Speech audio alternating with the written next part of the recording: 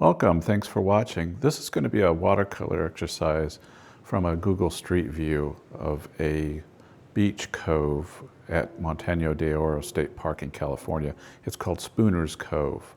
And I've done one of these before where I take a reference picture from Google Street View and I'll bring it into Photoshop and make some changes to it. I altered it in Photoshop, increasing contrast and making a couple of changes to the foreground. One of the things that intrigued me most about this photo was the sky, the clouds. I really like painting clouds, and this really appealed to me. That's why I'm using this reference. I use this reference to sketch in the major shapes onto the watercolor paper before starting to paint. I'm using Arsha's rough watercolor paper, 140 pound, 18 by 13 inch.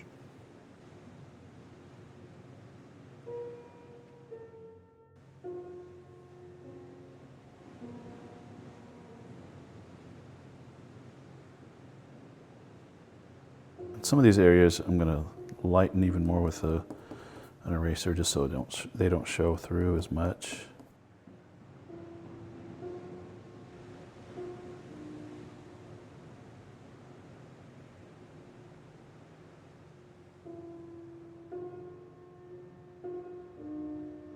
I want to start with the sky. Really, the sky is one of the major players here.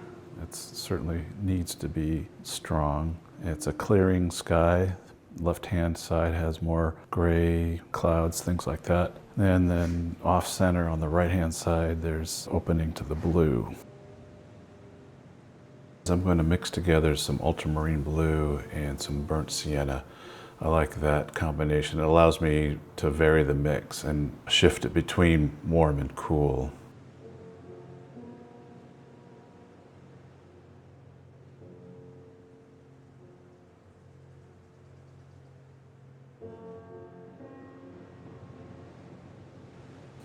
I like creating some of the mixes on the paper. In this case, it's going to be very light. I'm going to just drag over some of this gray, almost just dirty water.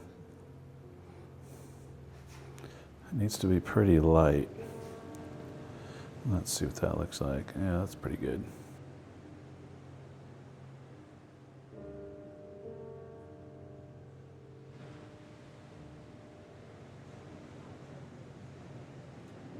Have a little bit of blue in there.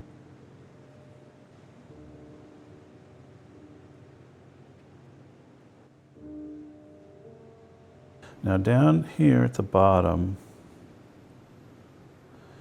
I am going to bring it right up to the edge in some areas, but I think what I want to do is have it actually go past and break that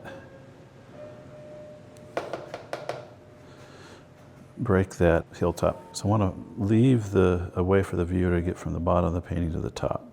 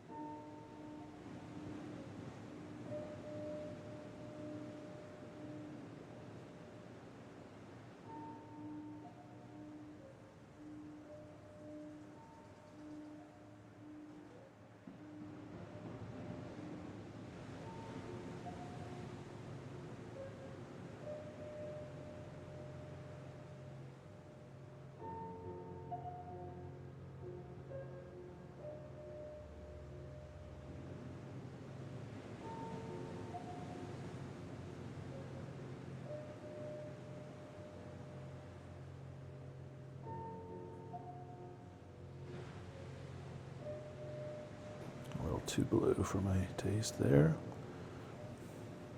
but it is a darker. I want to go a little darker here. And I'll make sure too that its area stays somewhat wet. As long as it stays wet, we can play with it. As soon as it dries, then you're pretty much done.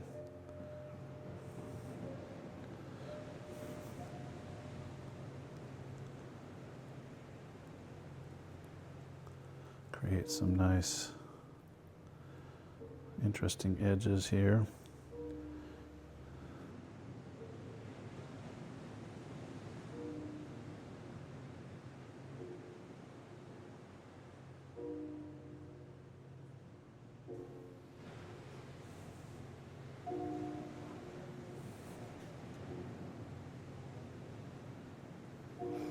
Okay.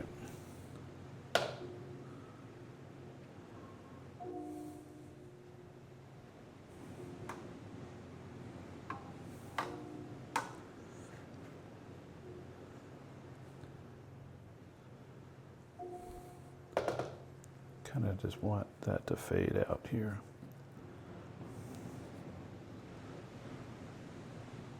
Although that's an interesting edge, so maybe we'll leave that.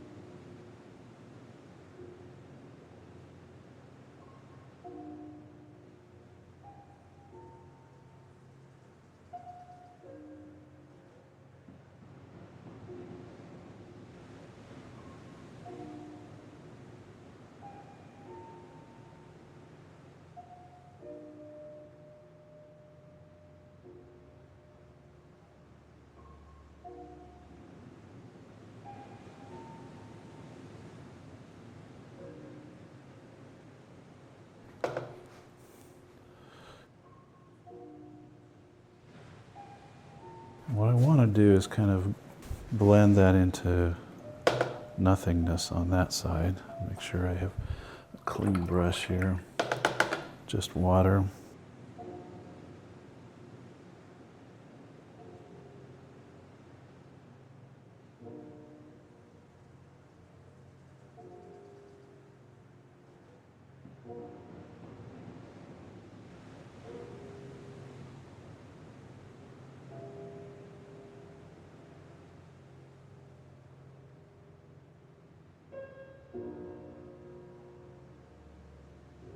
I really love making clouds. It's one of my favorite things. It's just interesting shapes. Now you'll notice there is a brush hair on the paper there, up here. And we'll just leave it alone. And when it's dry, you can just blow it off. It shouldn't leave any marks or anything. Where you get into trouble is when you try to fix it, like most things with watercolor.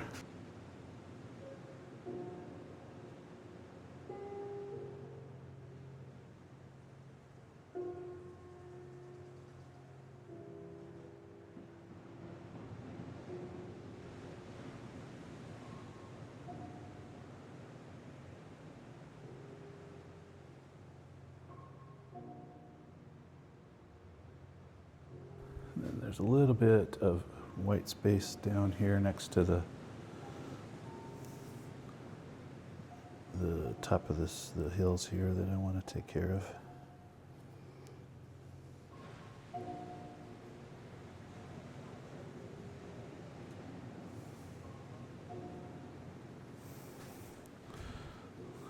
There we go. Now I think I'm going to leave that alone. That'll be our sky for this particular painting.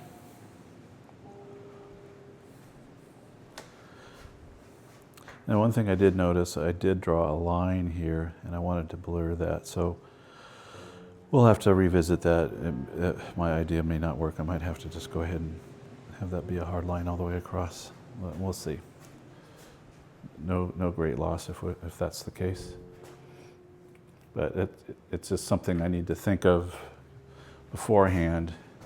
If I'm going to have the sky, maybe have fog dip down in front of the cliff here, if I draw a line there, that's not going to work.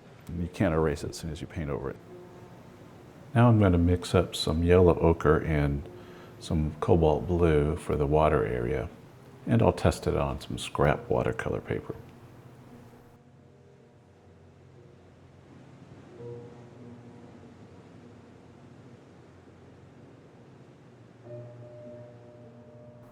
I'm using an 1.5" flat brush for this.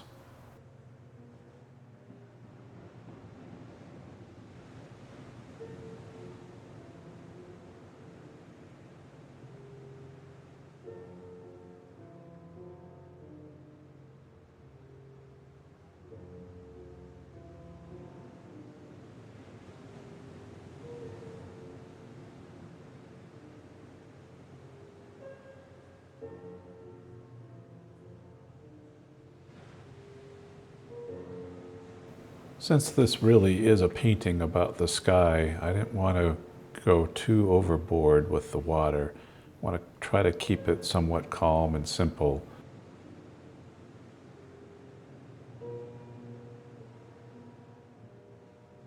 Some of this area down here needs to be a darker color to match the rocks above.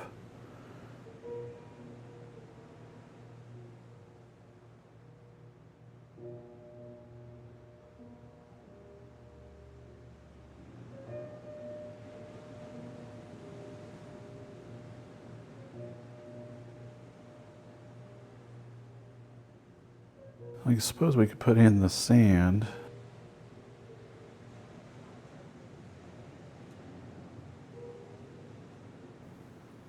As you can tell, I'm going fairly red with this. I did add a little bit of blue to it, but it's sort of a dark orangey red. I wanted to tie the sand into the cliffs in the back, which are going to be similar in hue.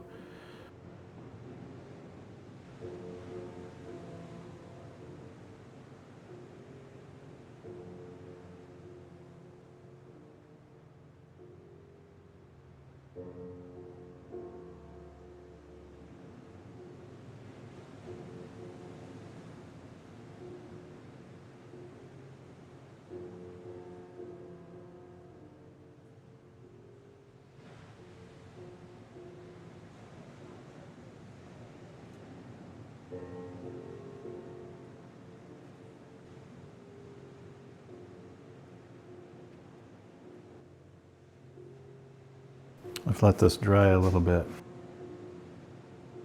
Still kind of damp, so we'll work on that a little bit later. I do want to see if I can lift some of that out. It went a little dark.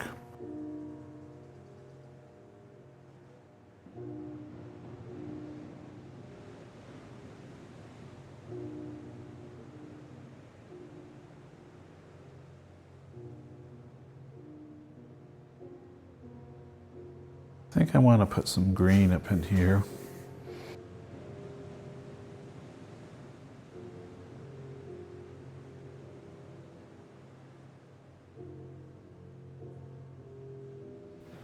Next, I start in on the distant cliffs in the background.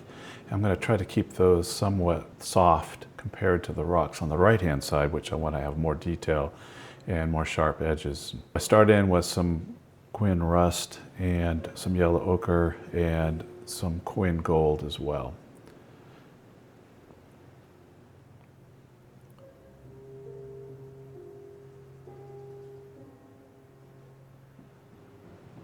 Pretty much just making some random cliff type shapes. I'm also bringing in some Ultramarine Blue and blending that with some of the burnt orange.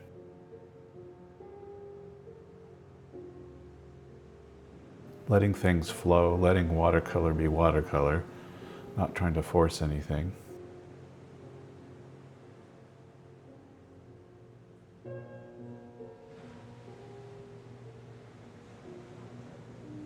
Being careful also to interject some dark passages as well as some lighter passages,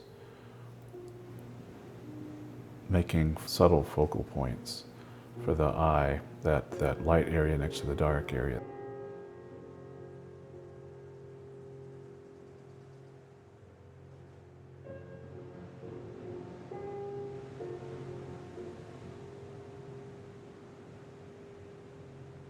I do have plans to come in later and scrape out with a credit card, scrape out some areas to add additional texture. I'm using a 3/4 inch synthetic brush, flat brush here.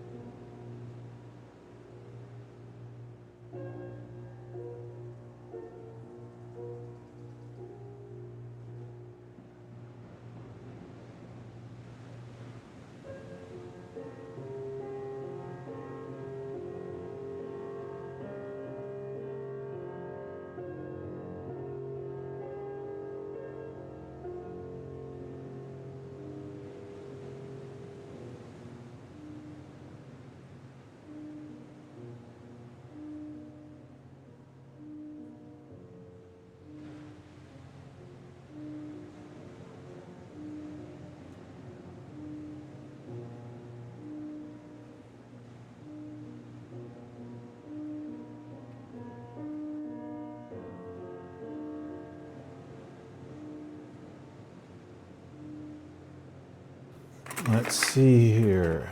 Okay, we got this one.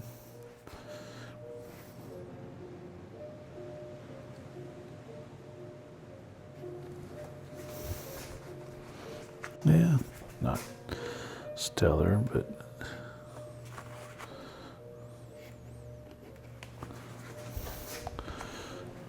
adds a little something, I suppose. Could do a little something like that. Okay, now that the sand area in the foreground is dry, I'm going to come in with some burnt sienna, ultramarine blue, and a tad bit of alizarin crimson, and try to gray some of the areas down, leaving some of that red as highlights on the sand. Since all the paints I'm using here are transparent, you'll see some of that nice red tone of the underpainting glow through some of that gray that I just put down. And the other thing we can do is put that distant cluster of trees, concentrating on the edge to make it tree-like.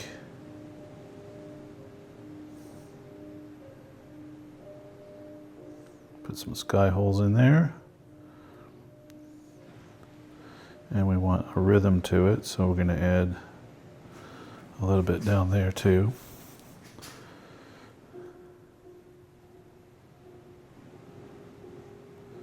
And if that blends into the hill, then all the better.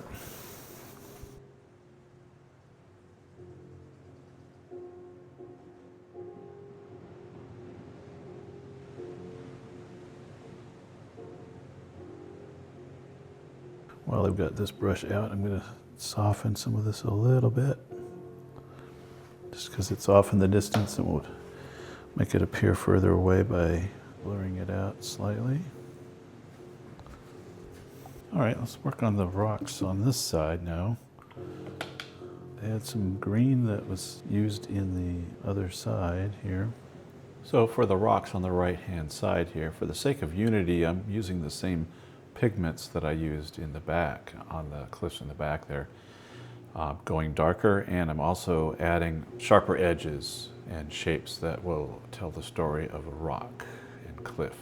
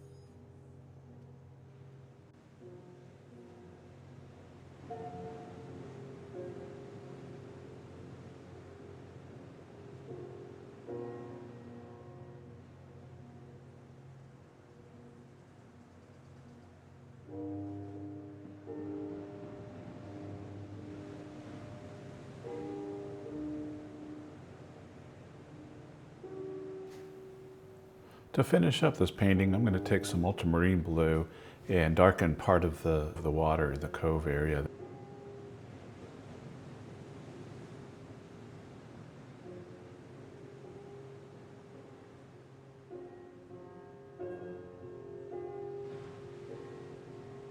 I'm adding in areas of blue, maintaining some of the lighter underpainting as highlights.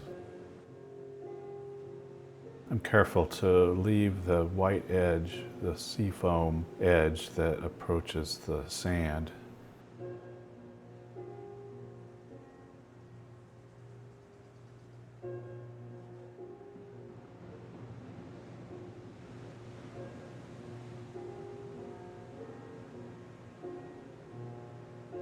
Now I'm going to take a small round brush and some dark pigment, and in certain areas I'm going to add a shadow line underneath the foam, because the foam actually casts a small shadow on the sand, and that just pops it a little bit.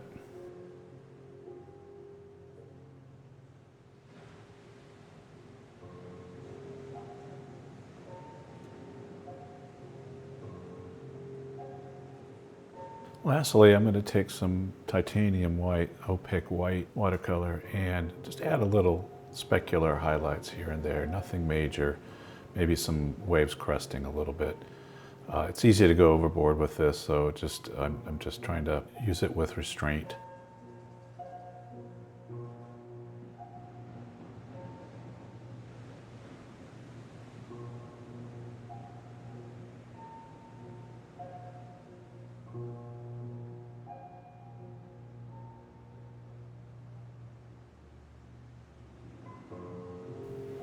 And now I'm going to scatter in some gulls in the sky area here, just to add some additional life to the painting.